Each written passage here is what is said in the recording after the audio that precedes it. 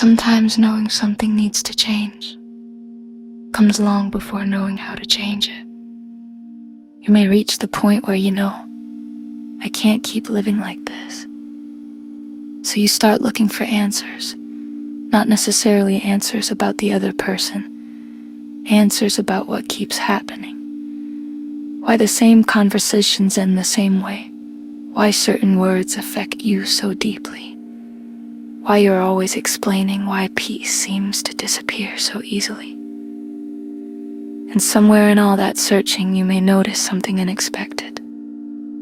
There is a difference between being part of a situation and participating in every moment it creates.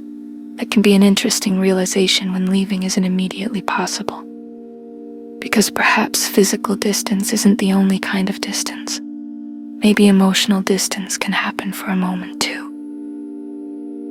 A comment comes, usually it would require an answer. This time, it passes. Another comes, it passes too. Then something curious may happen. The pattern changes.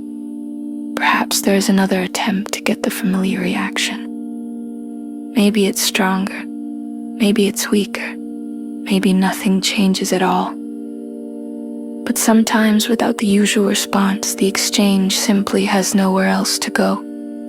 And that's when another realization can appear.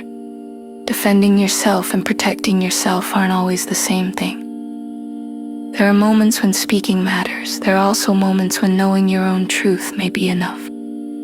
Not because the other person is right, not because what was said didn't matter, but because every accusation doesn't necessarily deserve a trial.